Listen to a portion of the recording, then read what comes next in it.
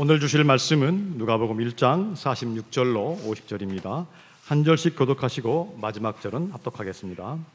마리아가 가로되 내 영혼이 주를 찬양하며 하나님 내 구주를 기뻐하였음은 그 계집종의 비천함을 돌아보셨음이라. 보라 이제후로는 만세의 나를 복이 있다 일컬이로다.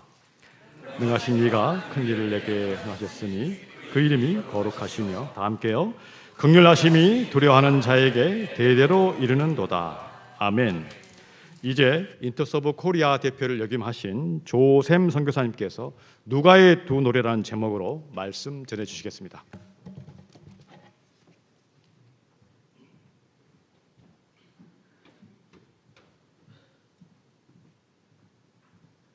네, 여러분 안녕하세요. 메리 크리스마스. 네. 사랑의 교회 이 본당에 오는 건 저한테 큰 감격이 있습니다. 청년 때에 여기서 연합 행사들도 굉장히 많이 했고요. 저희 인터서브 코리아가 32년 전에 시작할 때 바로 이곳에서 조그만 데스크를 놓고서 시작을 했었어요. 한기수 장로님 혹시 기억하시나요? 박재영 장로님하고 이런 분들이 시작하셨고, 그래서 굉장히 인연이 깊죠. 참 이곳에 와서 너무나 감사합니다. 오늘 그 찬양해 주신 성가대 분들께 너무나 감사드립니다. 어떻게 이렇게 노래를 잘 만드세요? 그 소리에 맞게 하는데 그 성가대원들, 지휘자들 모두 다 굉장히 뛰어나신 분인 것 같아요. 제가 그 들으면서 마음의 은혜가 가득했습니다. 우리가 함께 노래 부를 수 있다는 게 얼마나 큰 참 특권인지 몰라요. 노래는 함께 부를 수 있는 노래가 있다는 건 사람들의 마음을 묶지요. 저희 아버님은 사업을 하셨었는데 우리 아버님이 술도 좀 좋아하시고 그리고 노래하시는 걸 좋아하셨는데 나중에 예수님 믿고 나서는 찬송가로 바뀌었어요. 하지만 그 전에 우리 아버님 세대 40년생 세대 분들이 모이시면은 같이 부르던 노래가 있었던 것 같아요. 혹시 그 이정부 씨라고 옛날에 그 눈물 젖은 두만강 아시죠? 저 그 가사 다 외웠었어요. 거의 그 세대 뽕짝들은 거의 다 외웠었습니다. 굉장히 지금도 그 가사들이 참 깊고 구수하고 그렇습니다. 또 저희 세대는요 80년대 세대인데 저희들이 같이 그 특별히 들여다보지 않아도 부를 수 있는 노래, 뭐 아침 이슬 노래 이런 거 같은 건 저희들이 다 같이 부르고 그걸 부를 때 그 느끼는 정서들이 있어요. 남북한 사람들이 함께 모여서 부를 만한 노래는 뭐가 있을까요? 아리랑도 있겠고 우리의 소원 통일도 있겠죠, 그렇죠? 또 저는 연명과기대에서 10년 동안 일을 했었는데요. 선구자가 원래는 조선족들이 모르던 노래인데 거기다가 그 시비를 세우면서 그 노래 부르면 다 같이 불러요. 선구자 참 노래가 아름다운 노래죠. 가사도 깊고. 전 세계 기독교인들이 모이면 어떤 노래로 통일이 될까요? 전 어메이징 그레이스가 아닐까 싶어요. 한국 기독교인들이 가장 많이 부르는 찬양이 뭔지 아세요? 가사 없이도 부를 수 있는 거? 두 개가 있대요. 내 영혼이 은총 입어. 그 찬양 좋아하세요?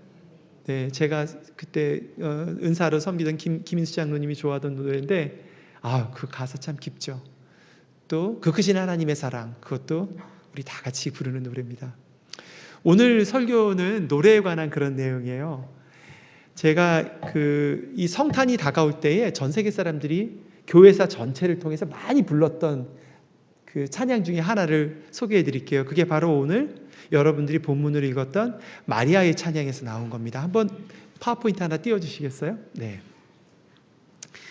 오늘 마리아가 어려운 가운데에 성령님이 엘리사벳을 만나서 성령님이 임하니까 내 영혼 주 찬양하며 내 마음이 주를 기뻐하면 주께서 큰 일을 행하셨습니다. 그런 찬양을 합니다.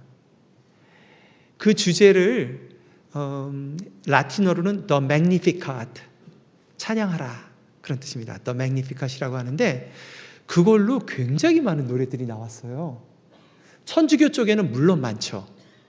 뿐만 아니라 동방정교도 The Magnificat에서 부르는 노래가 있습니다. 루터교도 The Magnificat을 부르는 노래가 있어요. 개신교도 바하가 더 맥니피캇이라고 하는 칸타타를 만들었습니다. 혹시 아시는 분 있으세요? 아마 바로크 음악 좋아하시는 분들은 아실 거예요. 비발디도 했고요. 또 어떤지 낭만파인 멘데스 존도 이걸로 찬양을 만들었습니다. 제가 오늘 이 부를 찬양은요, 떼제라고 하는 프랑스에 있는 기독교 공동체가 만든 찬양인데 굉장히 심플해요. 근데 바로 이 본문에 기초하죠. 이 마리아의 신앙, 예수님을 맞이하는. 제가 한번 불러볼게요. Magnificat, Magnificat, Magnificat anima mea Dominum, Magnificat, Magnificat, Magnificat anima mea. 쉽죠? 제가 가사를 설명해 드릴게요. 라틴어로 부르는 좀 특별한 맛이 있어요. Magnificat, Magnificat이라는 말은 영어의 magnification, 돋보기 말하죠. 크게 하라는 뜻입니다. 크게 하라, 크게 하라. 작은 것을 크게 하라, 그런 뜻입니다. Magnify, Magnify. 원래 찬양하라는 뜻이죠. 아니마, 그러면 아니마는 뭐냐면요, 영을 말해요. 영. 그래서 여기서 어떤 단어가 나왔냐면 만화 영화 애니메이션이란 말이 여기서 나온 거죠. 그림에다 영혼을 불어넣는 거죠. 애니마, 영혼아. 메아는 뭘까요? 짐작하시겠죠? 내 영혼. 도미눔, 그럼 뭐죠? 도미니언, 주님의 통치를, 그런 뜻입니다. 이 찬양은 어떤 내용일까요? 우리 안에 두 가지 영이 있죠. 우리의 영이 있습니다. 그러나 우리 안에 또 다른 영이 있습니다. 뭐가 있죠? 성령님이 계시죠. 성령님께서 우리 안에 거주하고 계십니다. 근데 우리의 영에게 얘기하는 거예요. 우리의 혼이 얘기하는 겁니다. 의지적으로. 크게 하라. 크게 하라. 크게 해, 내 영혼아. 크게 해. 크게 해. 뭐를 크게 하는 거죠? 주님의 임재를, 주님의 통치를 크게 해봐. 크게 해봐 하고 명령하는 겁니다. 뜻을 아시겠죠? 제가 한번 불러볼 테니까 한번 따라서 해보세요. 이 성탄이 참 좋은 찬양입니다. 자, 다시 한번 해볼게요. Magnificat, Magnificat, Magnificat anima mea Dominum, Magnificat, Magnificat, Magnificat anima mea. 좋죠? 한번 해볼까요? 맞아요. 그렇게 치시면 돼요. Magnificat, Magnificat anima mea Dominum, Magnificat, Magnificat, Magnificat anima mea. 우리 한 번 더 합시다. Magnificat, Magnificat, Magnificat anima mea Dominum, Magnificat, Magnificat, Magnificat anima mea. 아, 성탄에 찬양하니까 참 좋죠. 제가 이 찬양을 처음 배운 거는 제가 캐나다 토론토에 있을 때에 헬린 아우엔이라고 하는 신부님이 지적장애자들이죠. 그들과 함께 공동체를 하는 데이브레이크라고 하는 공동체에 가서 예배를 드린 적이 있어요. 근데 거기에 그들을 돕는 도우미들하고 또 지적장애인들이 다 같이 모여서 어떤 이들은 소리도 못 내요. 근데 이거를 돌림 노래로 막 부르는데 영혼이 확 살아나더라고요. 거기에 있는데 그 영혼, 그분들 안에 있는 성령님이 내 안에 있는 성령님과 화답하는, 그러면서 영적으로 채워지면서 내 안에 있는 문제들이 작게 생각이 되더라고요. 오늘 우리가 말씀을 나누고 찬양하는 가운데에 이 마리아와 엘리사벳과 스가랴가 성령님이 임하시면서 그들의 문제들이 작게 되고 오히려 주님의 섭리를 기다리게 되는 그런 놀라운 은혜가 여러분들 가운데 임하시기를 바랍니다. 좀 더 얘기를 해볼까요? 파워포인트 보여주세요.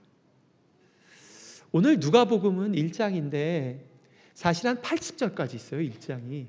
아마 신약 성경에서 제일 긴 구절 중에 하나예요. 제일 긴 구절 중에 하나예요. 그런데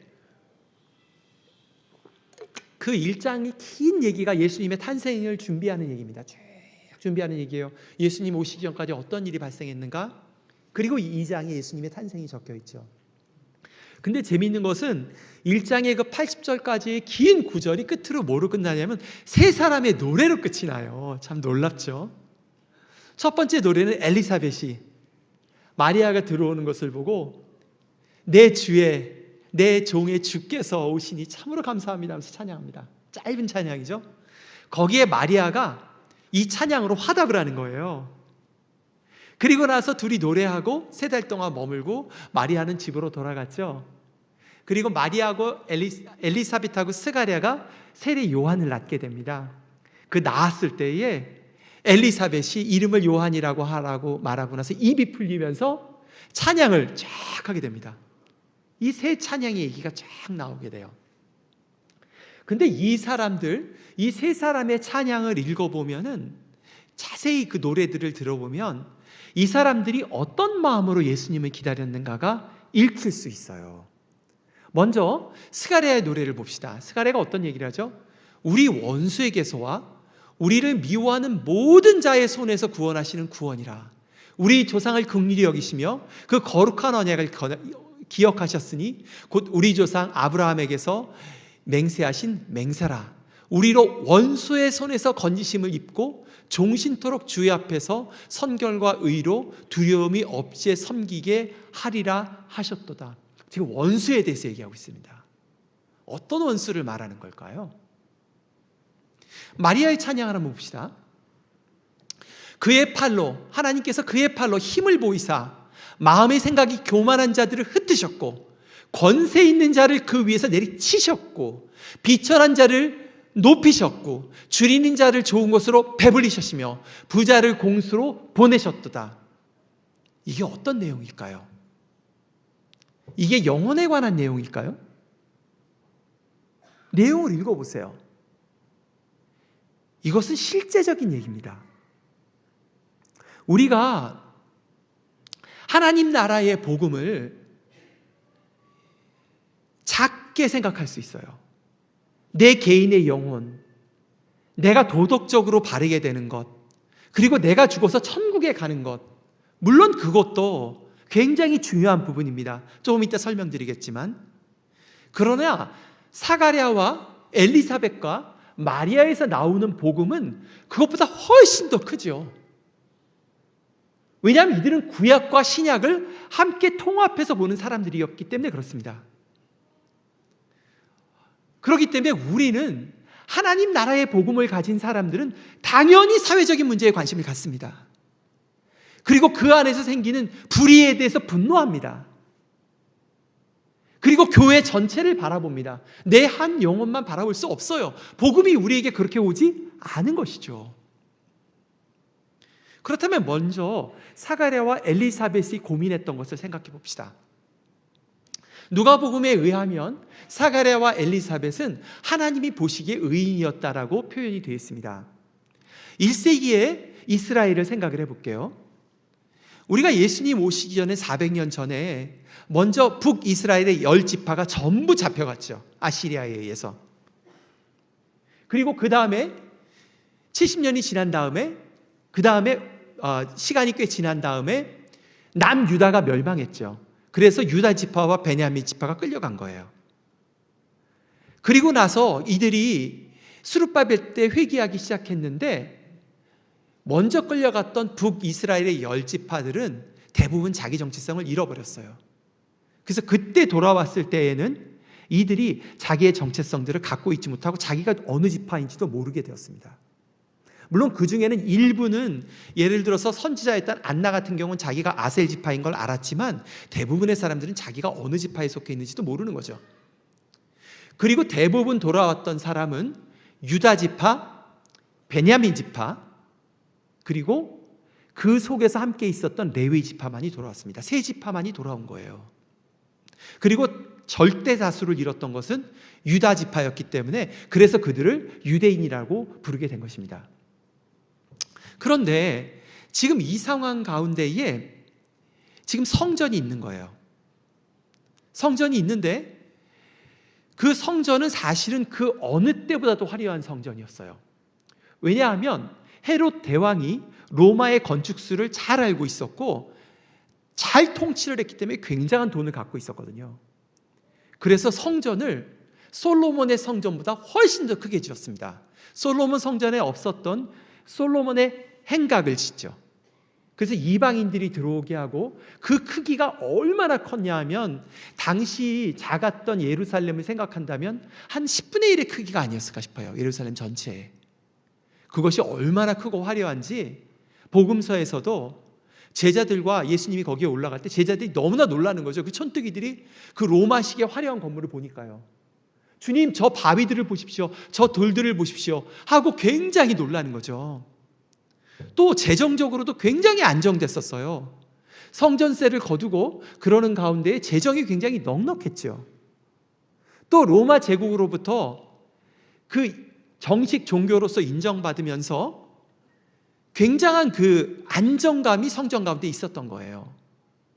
그러니까 겉으로 보자면 그 성전은 그 어느 때보다 화려하고, 그리고 종교적 계급도 이루어져 있고, 그리고 정치적 보호도 받는, 그리고 모일 때마다 제사 드릴 때에 정말 종교적 감동을 받는, 어떻게 보면 굉장히 좋은 성전이었던 거예요. 그 안에서 사가랴는 레위인으로서 어쩌면 편하게 살 수 있었던 사람이에요.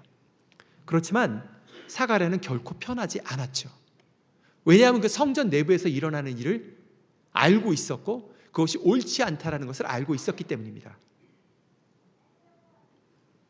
첫 번째, 성전 질서에 있어서 최고의 지휘자는 대제사장이었어요. 예수님 때는 안나스와 그리고 그의 사위였던, 이름이 갑자기 생각이 안 나네요. 이 두 사람이 다스렸는데 어떤 질서를 갖고 있었냐 하면, 로마가 여러 나라를 다스리는 방식 중에 하나가 그 나라의 종교를 존중해줘요. 단 그 종교 지도자는 반드시 로마의 황제의 명령을 들어야만 합니다. 그래서 대제사장을 임명하는 것은 로마가 임명을 했었어요. 그러니까 실제로 이 성전 질서는 로마가 불편하게 할, 그 통치자가 불편하게 할 만한 얘기는 절대 하면 안 되는 거죠. 그게 있었어요. 두 번째는 사내들인입니다. 그 밑에는 사내들인이라고 하는 공회가 형성이 됐는데 70명, 그리고 대제사장 1명까지 해서 71인으로 구성되어 있었죠. 근데 그곳에서는 두 그룹이 자리 잡고 있었어요. 하나는 성전을 중심으로 한 레위의 후손인 사두개인들이 자리 잡고 있었고요. 그리고 회당을 중심으로 한 바리새인들이 자리 잡고 있어요. 사실은 이 둘은 굉장히 사이가 안 좋았죠. 그러나 이 둘이 성전을 함께 다스리는 것에서는 하나가 됐어요. 왜 그랬을까요? 이권이 관련되어 있었기 때문에 그렇습니다. 종교 장사를 했거든요. 모든 유대인들은 성전을 방문할 때마다 성전세를 내게 돼 있죠. 근데 그 성전세는 이틀치 월급이니까 각 사람마다 한 20만 원? 요즘 돈으로 냈어야 돼요. 그거를 모든 이스라엘 사람들에게 받았을 뿐만 아니라 어떤 일들을 했냐 하면, 그 당시 통화 단위였던 로마의 통화에는, 은전에는 로마의 황제가 그려져 있었어요. 그래서 그 대신 그 당시 쓰지 않았던 두로의 동전 3개를 쓰게 했습니다. 성전 안에서는. 왜냐하면 세계례는 로마 황제의 그림이었기 때문에 우상 숭배가 안 된다는 이유를 든 거죠. 그런데 사람들이 일반적으로 통용되지 않는 그런 두로의 세계를 구할 길이 없는 거예요. 그거는 성전에만 와야 되는 거죠. 거기에서 엄청난 환율을 매김으로써 환차익을 해먹었던 거예요. 그러니까 더 많은 돈을 받아 먹었죠. 거기에다 더 나가서는 어떤 일을 했냐 하면, 사람들이 짐승들을 끌어와서 제사를 지내려고 하면은 원래 그 드리려고 하는 새라든가 양이라든가 소라든가 염소에는 흠이 있으면 안 돼요. 그럼 오는 길에 흠이 있을 수가 있잖아요. 그럼 그걸 안 받는 거예요. 그리고 흠이 없던 것도 억지로 트집을 잡아서 안 받습니다. 그래서 그거 대신에 자기들이 준비한 비싼 짐승을 그들에게 억지로 사게 한 거죠. 그리고 나면 그 사람들이 그 갖고 왔던 짐승을 팔아야 되잖아요. 그거는 자기들이 또 사는 거죠. 그래서 뒤로 또 이게 순환을 시키는 거예요. 그런 식으로 돈을 해먹는 일에 사두개인과 바리새인들이 같이 해먹었던 거예요. 그 밑에 질서 가운데에 대제사장, 산헤드린, 그리고 코하님이라고 불리는 아론의 후손들, 이 사람들은 지위가 높은 레위인들인데 이 가운데에 엘리사벳하고 사가랴가 속해 있었던 거예요. 근데 그들은 이 문제를 알고 있었던 거예요. 이 성전이 하나님을 예배하는 듯 하나 사실은 로마라고 하는 이데올로기를 섬기고 있는 거죠. 그 뒤에서는. 그리고 날마다 그곳에서 예배의 불쇼를 벌여요. 제사장들이 모여서 불을 태우고 짐승들을 태우고 종교적 감동을 주는 듯 하나 사실은 그 안에는 그 돈으로 어마어마한 이익을 챙겨 먹는 악을 행하고 있었던 것이죠. 일반 사람들 같다면은 그거에 대한 문제의식 못 느낄 수 있었겠죠. 왜냐하면 그 구조 가운데에 사가랴도 꽤 높은 지위에 있었거든요. 그러나 그는 이것이 악하다는 것을 알고 있었던 거예요. 사가랴의 노래 가운데 나오는 원수가 뭐죠? 초대교회는 신약성경 전체에 있어서 적그리스도로서 누구를 보고 있어요? 로마 제국을 보고 있었어요. 그것이 요한계시록의 배경입니다.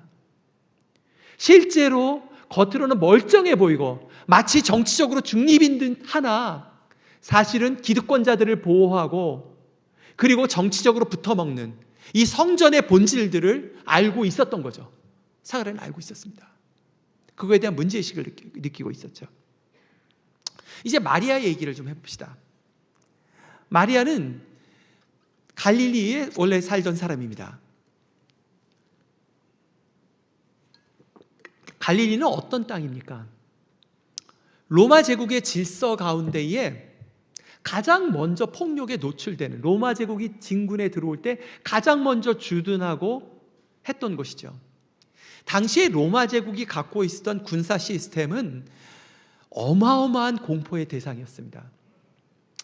그런 가운데에 복음서를 읽어보면 많은 것들이 이해가 됩니다. 예를 들면 예수님께서 데가볼리 지역에 갔을 때에 귀신 들린 사람이 잡히죠. 보죠. 그 귀신 들린 자를 풀어줬을 때 그 귀신, 너 이름이 무엇이냐? 라고 할 때 그 귀신이 뭐라고 대답해요? 군대입니다. 이렇게 대답합니다. 그 군대입니다가 헬라어로는 군대입니다가 아니라 레기온 이렇게 대답합니다. 레기온이 뭡니까? 로마 군대의 편제를 말합니다. 로마 군대를 말해요. 이 로마의 군대는 당시에 갖고 있었던 이 로마 그 군대의 주 무기는 중보병입니다. 보병들이 대열을 짜는데요. 네모난 방패로 자기를 전체를 막고 그거를 막고 동시에 진군해 가면 누구도 그것을 뚫을 수가 없어요. 그리고 그들이 갖고 있는 창이 있는데 그 창은 던지면 그 어떤 창보다 빠르게 나가고 뿐만 아니라 어떤 방패도 뚫어내요. 그것이 굉장히 깊이 들어갑니다. 그리고 그들이 갖고 있던 검은 글라디오스라고 해서 양날의 검이었는데 그렇게 해서 쳐들어가면은 만약에 그들에게 항복하면 아무도 안 죽이지만 그들에게 항복 안 하면 들어가서 다 죽여버립니다. 근데 갈릴리에는 그 밀란들이 일어났던 거예요. 그래서 거기를 계속 쳐들어왔던 거죠. 그리고 올 때마다 그들을 참가했던 남자들을 십자가에 매달아서 몇백 명, 몇천 명을 매달아서 죽였던 사건이 예수님 당시에 태어났을 당시의 배경입니다. 굉장한 공포의 대상인 거죠. 그런데 갈릴리는 그 군인들이 들어올 때마다 남자들은 죽고 여자들은 유린당했습니다. 그리고 지독한 가난을 경험을 했던 거죠. 그 가운데 오늘 본문을 읽어보면 어떤 내용들이 나와요? 마리아가 만삭이 됐는데 억지로 나사렛부터 베들레헴까지 130km를 걸어갔어야 돼요. 열흘 동안 걸어갔었어야 됐어요. 그거를 하지 않으면 강제성이 부여되기 때문에 그 폭력 가운데 노출되어 있는 거죠. 임신한 여자가. 거기를 내려가는 거예요. 내려가는데 그 내려가는 그런 모든 광경들 가운데에 마리아가 갖고 있었던 그 갈릴리 사람들이 겪었던 그런 시대적인 아픔이 있는 거죠. 무슨 얘기를 하는 겁니까? 마리아와 엘리사벳과 스가랴가 불렀던 노래들을 생각해 보세요. 이 성탄의 소식을 생각해 보세요. 예수님이 우리에게 오셨어요.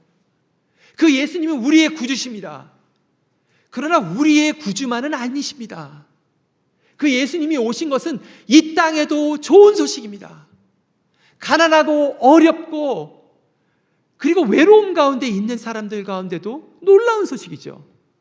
그리고 또 한편으로는 그런 하나님 질서에 어긋나는 세상 질서에는 굉장히 안 좋은 소식인 거죠. 그런 얘기들이 이 노래 가운데 있는 것입니다. 이제 두 번째, 이 노래가 갖고 있는 함의를 두 번째 부분을 보도록 합시다. 다음 장으로 넘겨주세요. 오늘 누가복음에서 마리아가 이런 노래를 합니다. 마리아가 가로되 내 영혼이 주를 찬양하며 내 마음이 하나님 내 구주를 기뻐하면 그 계집종의 비천함을 보셨음이라. 이렇게 얘기합니다. 이 계집종은 무엇을 말할까요? 이 본문에서는 중의적인 의미를 갖고 있습니다. 1차적으로는 마리아죠. 또한 이 노래를 함께 불렀던 엘리사벳에도 해당됩니다. 왜냐하면 엘리사벳이 비천한 가운데 있다 아기를 갖게 됐거든요. 또 사가랴에게도 해당됩니다. 그러나 보다 근본적으로는 하나님 나라의 백성들을 말하죠. 하나님께 선택받은 백성이라고 하지만 실제로 그 삶을 보면은 너무나 비천한 거죠. 실제로는 너무나 비천한 거죠. 너무나 형편없는 거죠. 도대체 하나님이 구원이 임했다는데 도대체 내 삶과 내 가족은 왜 이런 거지? 라고 하는 문제들이 있었던 거예요. 먼저 엘리사벳과 사가랴의 가족을 한번 생각해 봅시다. 사가랴가 이 잘못된 성전 질서 가운데서 일종의 요즘으로 따지면 부목사나 전도사로 사는 셈이에요. 그 가운데 얼마나 마음이 부대꼈겠어요.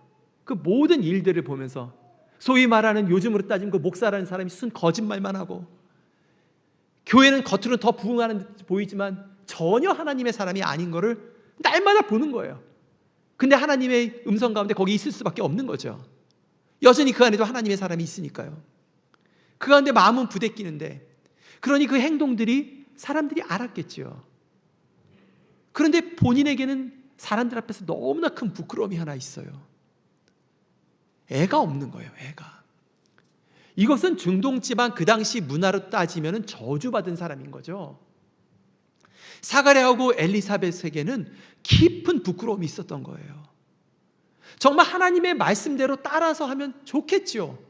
그것에 따라서 내가 하나님의 말씀대로 나의 신앙의 정절을 지키고 진리를 말하고 그리고 최선을 다해 살았다면 하나님이 응당 나에게 뭘 주셔야지요. 근데 겉으로 드러나는 거는 너무나 비천한 거예요. 애가 없어요. 애가 없어요. 저쪽은 교회가 더 커지는데 여기 교회가 더 작아져요. 예를 들면 그런 겁니다. 목사로 따지면 겉으로 드러나는 열매가 없는 거죠. 뭐지? 저 사람들이 혹시 옳은 건 아니야? 이런 마음이 드는 거죠. 마리아의 비천함을 생각해 봅시다. 마리아에게 가브리엘이 처음 찾아와서 그 소식을 전했을 때에 정말 기쁨으로 주의 종이오니 주의 뜻대로 이루어집니다 라고 기도했고 가브리엘은 떠났어요. 놀라운 은혜지요. 그러나 여러분 한번 기억해 보세요. 우리가 신앙의 깊은 체험을 했던 게 얼마나 값입니까? 그때는 굉장히 감격으로 가지만 시간이 지나가면 점점 옅어지죠. 그리고 현실의 문제를 볼 수밖에 없어요. 현실에서 마리아가 아이를 가졌다는 건 어떤 의미입니까? 미혼모예요. 미혼모. 그리고 요셉은 자기를 언제든지 이혼할 수도 있는 거죠. 그 가운데에 죽음의 위기를 맞이하고 있는 거예요. 지금도 그렇습니다. 지금도 명예살인이 일어나요. 이런 상황에서 중동 지방에 가면 명예살인이 일어나요. 지금 실제적인 문제에 하나님 내가 주의 말씀대로 예수님을 갖게 됐는데 아기를 갖게 됐는데 실제로는 날마다가 두려움이고 예상할 수 없는 거죠. 그래서 마리아가 그 먼 길을 걸어서 다시 걸어서 와서는 엘리사벳이 그 예루살렘 남쪽에 살았거든요. 산악지방에 살았거든요. 거기에서 3개월을 같이 머물게 된 거예요. 그 비천함 가운데 어떤 일이 생기나요? 지금 이들은 시대적인 아픔들, 사회적인 그리고 교회적인 그런 아픔들과 악함을 알고 있어요. 뿐만 아니라 개인적으로는 그렇게 내세울 만한 게 없는 거죠. 오히려 곤경 가운데 있죠. 근데 그들이 모여서 그 세 사람이 모여서 함께 얘기를 나눌 때 어떤 일이 발생하는가요? 거기에 성령님이 임하십니다. 그 성령님이 임하세요. 이것이 성탄의 은혜입니다. 저는 기도합니다. 여러분 기도해요. 그 성령님의 은혜가 이 성탄과 함께 여러분 가운데 임하시기를 축복합니다. 여러분의 영혼을 새롭게 하시기를 원합니다. 어떤 경우는 그 비천함이 해결돼요. 엘리사벳과 사가랴는 아기를 갖게 됐어요. 너무너무 기쁘죠. 그러나 마리아는 그게 당장 해결된 게 아니에요. 오히려 줄줄이 기다리고 있습니다. 고난이. 뭐라고 예언을 하죠? 그 시므온이 이렇게 얘기합니다. 칼이 너 가슴을 찌를 거라고. 더 큰 고난이 기다리고 있어요. 이 아기를 가짐으로 인해서. 그러나 어떻게 돼요? 당장 우리의 비천함이 해결되든 해결되지 않든 그 모든 것이 하나님의 섭리 가운데 있고 하나님의 영광을 위해서 쓰여질 것입니다. 그 놀라운 시각이 성령님이 임하실 때 우리 가운데 새롭게 되는 것이죠. 그것 때문에 우리가 같이 예배를 드리는 것입니다. 우리 얘기를 서로 나누는 거예요. 성령님의 은혜를 받기 위해서 그러는 것이죠. 자, 이 노래가 갖고 있는 또 다른 의미를 한번 생각해 봅시다. 다음 파워포인트 한번 보여주세요. 오늘 사가랴가 노래하는 대목 가운데 이런 대목이 나와요. 자기 아이에게 말하는 거죠. 요한에게. 요한아, 내가 지극히 높으신 이의 선지자라 일컬음을 받고 주 앞에 앞서가서 그 일을 예비하여 주의 백성에게 그 죄사함으로 말미암은 구원을 알게 하리니 이는 우리 하나님의 긍휼을 인함이라 이렇게 얘기를 합니다. 사가랴가 레위인으로서 어쩌면 가장 근본적으로 갖고 있었던 이 성전이 이상하다라는 것에 대해서 알고 있었던 것은 법궤였을 것입니다. 왜냐하면 솔로몬의 성전이 무너지고 그 이후에 스룹바벨이 성전이 다시 만들어지고 헤롯의 3차 성전이 만들어졌을 때에 법궤가 사라졌어요. 법궤가 없어져 버렸어요. 근데 그 법궤는 굉장히 중요하죠. 왜냐하면 레위기에 뭐라고 말했어요? 법궤, 우리가 성소 안에, 성막 안에 들어가면 지성소가 있죠. 그 지성소 안에 들어가면 뭐가 있죠? 법궤가 있습니다. 법궤는 크기가 여기부터 저 의자 정도 크기일 겁니다. 그 법궤 위에, 법궤 안에 뭐가 있죠? 아론의 쌍난 지팡이랑 그 다음에 율법이 들어있어요. 그리고 만나가 들어있죠. 그리고 그것이 덮여져 있는데 그 뚜껑 위에 천사 둘이서 이렇게 날개를 펴고 있습니다. 그 장소를 뭐라고 부르죠? 시은소라고 부릅니다. 하나님이 은혜가 베풀어지는 곳이에요. 하나님께서 뭐라고 말씀하셨냐면 너희가 1년에 한 번씩 대속죄일날 그곳에 피를 뿌릴 때에 그 법궤 뚜껑 위에 피를 뿌릴 때 내가 너희를 거기서 만나리라라고 말씀하셨어요. 근데 지금 이 성전, 그 어느 때보다 화려한 성전 안에 지금 어떻게 된 거죠? 법궤가 없어요. 법궤가 없어요. 그 400년 동안에 겉으로는 그렇게 화려해 보이고 멋있어 보이나 실제로 하나님을 만나는, 하나님의 말씀이 임하는, 하나님의 임재가 임하는 일이 없는 거죠. 본질적으로는 없는 겁니다. 이것을 사가랴가 알고 있어요. 사가랴가 알고 있었습니다. 근데 지금 본문에서 어떤 얘기를 하고 있습니까?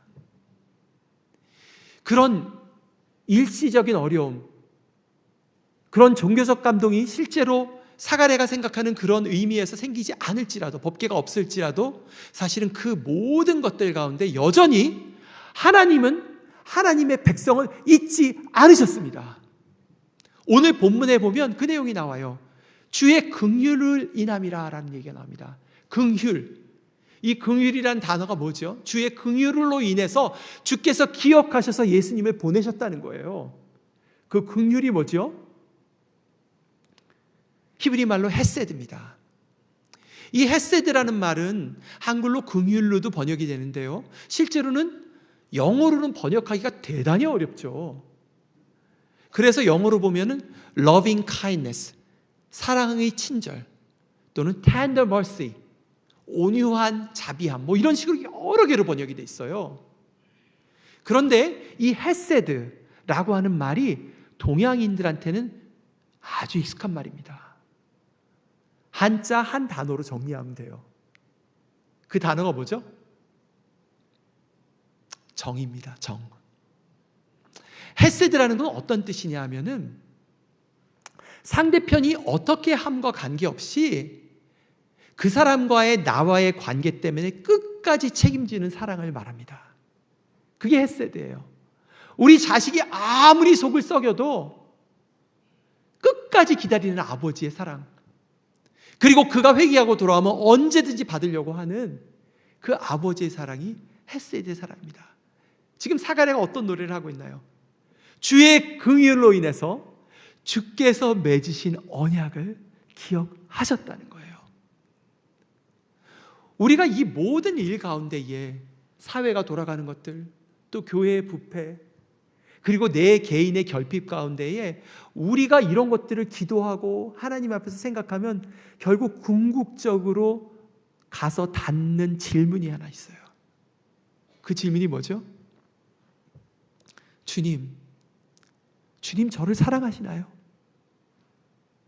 주님 저를 여전히 기억하시나요? 라는 질문에 와닿습니다. 근데 오늘 본문은 뭐라고 말하고 있어요? 주의 긍휼로 인해서 주는 그 하나님께서 당신의 아들과 딸을 잊지 않으신다라고 말씀하고 있는 것입니다. 그리고 예수님으로 오셨어요. 그리고 예수님의 삶과 죽음으로 인해서 하나님과 우리들 사이에 막힌 장막을 찢으셨습니다. 그리고 우리들 가운데 참 성전을 세우셨습니다. 어떻게 세우셨죠? 오순절 성령님이 불과 같이 갈라지면서 각 사람 마음 가운데 들어간 것입니다. 그 전에 성막에서 불을 태우던 그 커다란 불이 나뉘어져서 우리들 안에 성전으로 임하고 있는 것입니다. 그래서 처음에 찬양한 거예요. 내 영혼아 기억하라. 성령님께서 여러분 가운데 거하고 계십니다. 기억하세요. 성령님께서 여러분 가운데 거하고 계세요. 여러분 모두 다 거하고 계십니다. 근데 그분을 크게 해야 돼요. 주님, 예수 그리스도의 죽음으로 그것을 여셨습니다. 그 희생의 값으로, 그 보혈의 값으로 여셨습니다. 내 안에 성령님이 계신 거예요. 그래서 우리가 모두 예수를 믿게 된 것입니다. 우리가 어떻게 예수를 믿을 수 있을까요? 우리가 각자의 배경이 모두 다 다르지만 우리 삶의 어느 순간에 성령의 신비 가운데에 우리 가운데 오신 겁니다. 주께서 그 언약을 기억하심으로. 어제 저녁 24일 밤은 저희 가족에게는 굉장히 특별한 날입니다. 저희 어머님이 죽을 뻔하시다가 살아나신 날이 12월 24일, 1974년 12월 24일이었어요. 그리고 어제가 50년이 되는 해였어요. 그래서 우리가 어제 카톡으로, 우리 어머님 아직 주문 못 하시니까 카톡으로 전부 다 연결해서 미국에 있는 손녀까지 해가지고 우리 함께 모여서 예배를 1시간 동안 드렸는데 너무너무 은혜가 많았습니다. 1974년에 그 밤을 저는 기억을 합니다. 저희 어머님은 71년부터 아프시기 시작했어요.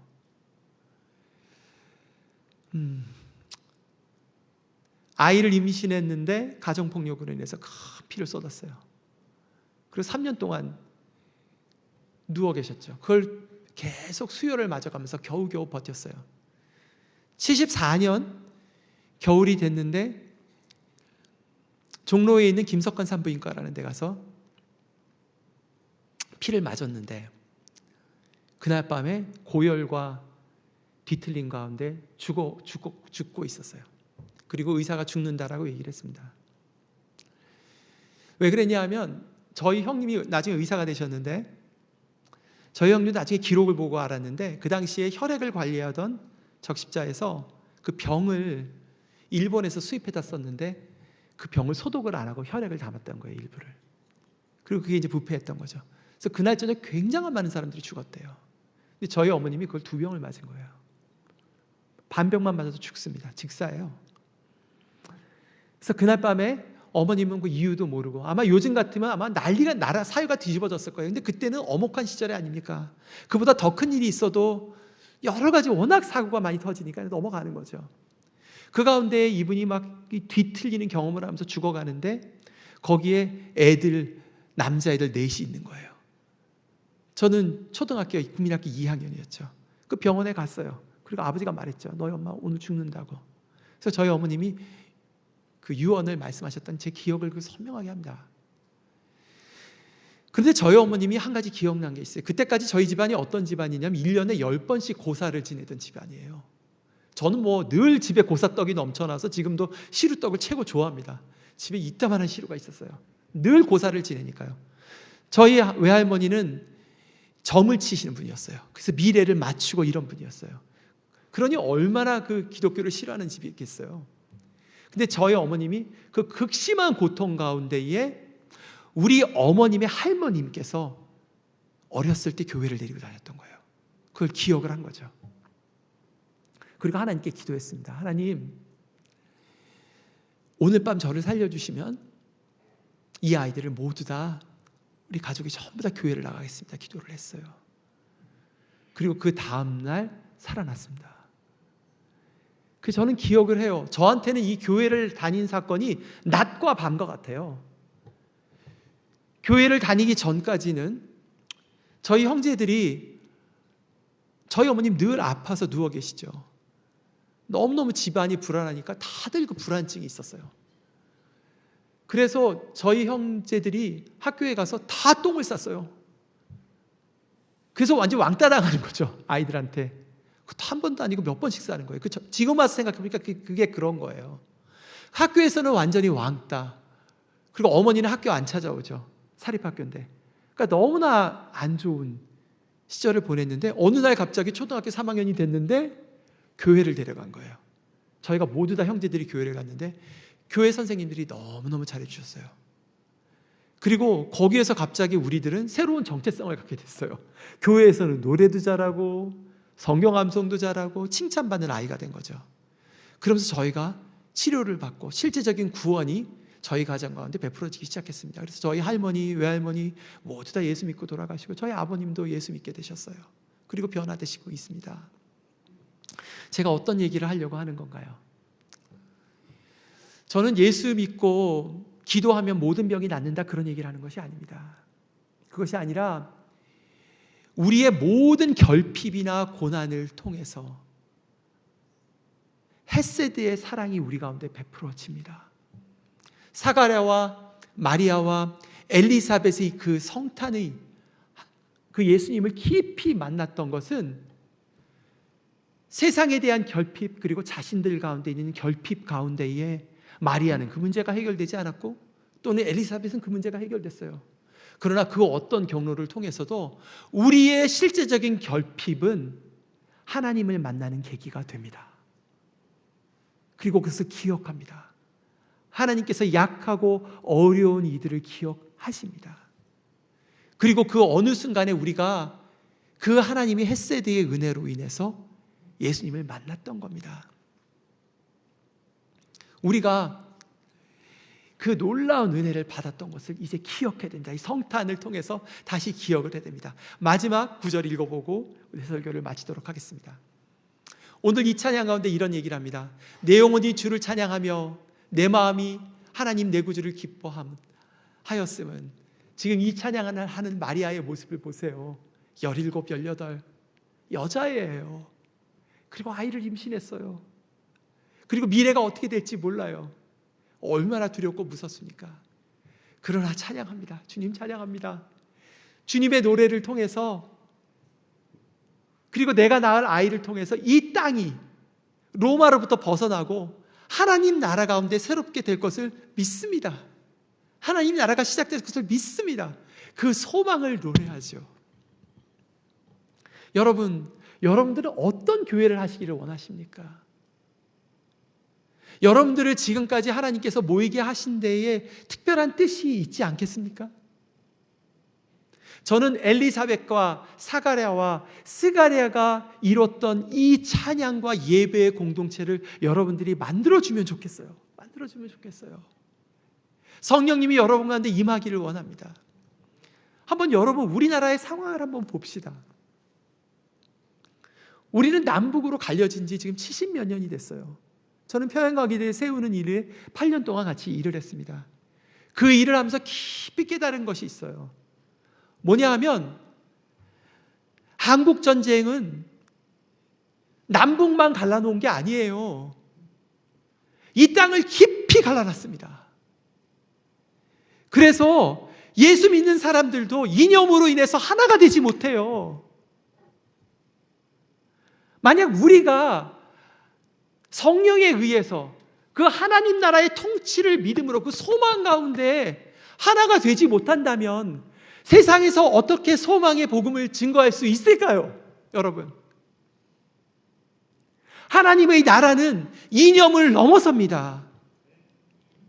그리고 우리가 우리 안에 화해를 이뤄내지 못한다면, 그 소망의 노래를 부를 만한 성령의 능력이 없다면 이 땅은 회복되지 않아요. 회복되지 않습니다. 어쩌면 우리는 우리의 결핍을 통해서 이 땅의 결핍을 봐야 합니다. 그리고 우리가 상대편이 어떤 생각을 하던 어떤 정치적 견해를 갖던 우리는 편을 나누거나 다툴 이유가 없어요. 왜 그렇죠? 하나님께서 이미 승리를 거두셨기 때문입니다. 이거를 기억해야 돼요. 아이를 낳던 아이를 갖지 못하던, 사람이 죽든 사람이 살든 다 부활할 것입니다.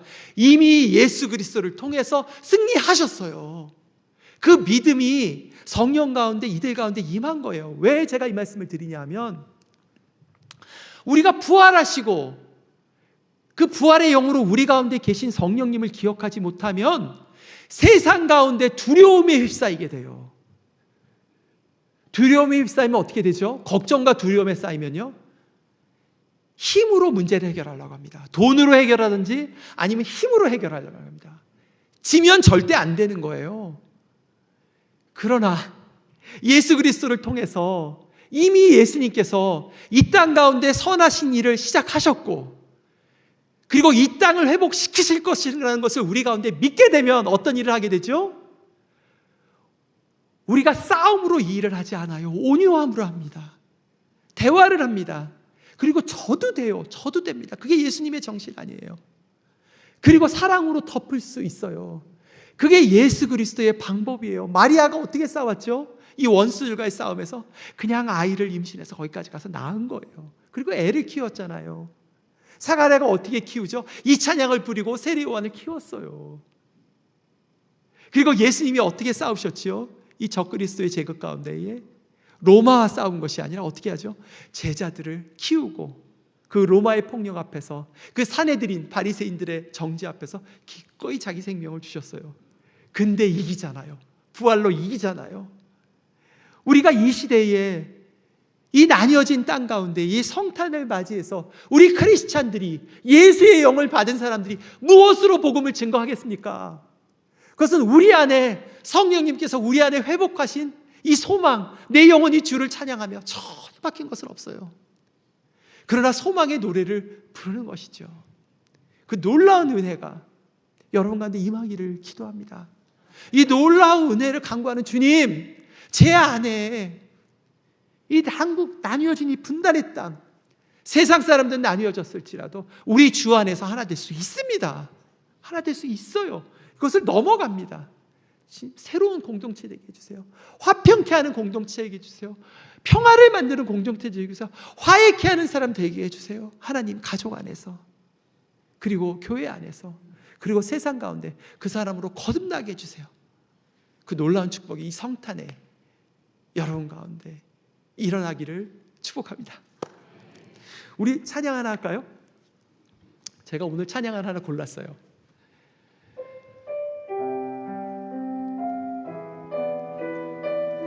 이 찬양은 고영원 선교사님이 소망 가운데 우리 땅이 어떻게 회복될 건지, 우리가 어떻게 회복될 건지에 대한 찬양입니다. 가사를 좀 띄워주세요. 이 땅의 동과 서남과 북 가득한 죄악 용서하소서. 모든 산들은 무너지고 주님만 높이는 나라 되게 하소서. 땅을 지친 모든 영혼 주 예수 사랑 알게 하소서. 저들의 아픔과 눈물 씻는 주님의 보혈 이 땅 치유하소서. 우리 다 같이 일어날까요? 다 일어납시다. 성령의 새바람 이 땅에 불어서서 주의 영그 생기로 우리를 다시 살리사 이 땅에 하나님 영광 거하는 그런 나라가 되게 하소서. 열방에 하나님 영광 비추는 그런 나라가 되게 하소서. 성령의 새바람 하나에서 백두까지 하에서 백두까지 백두에서 땅의 끝까지 주님 오시기를 예비하며 주님만 섬기는 나라 되게 하소서. 이 땅을 주님 교회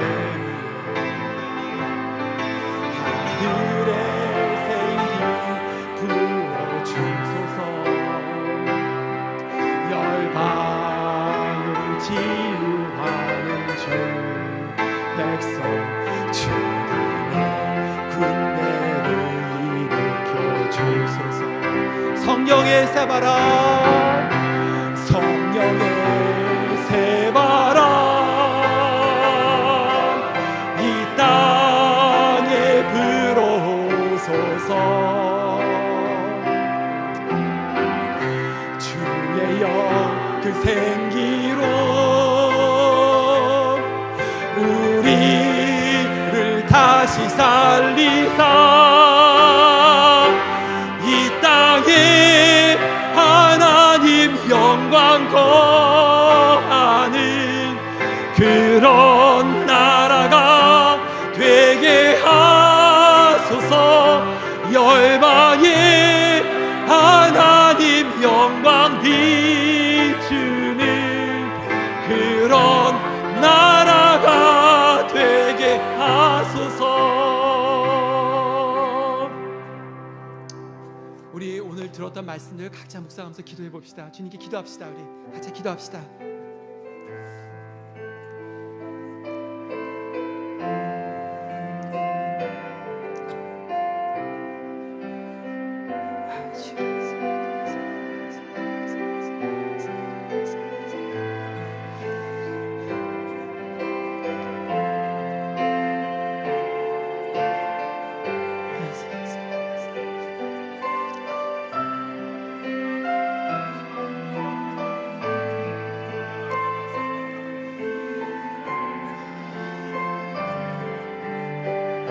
하나님 아버지,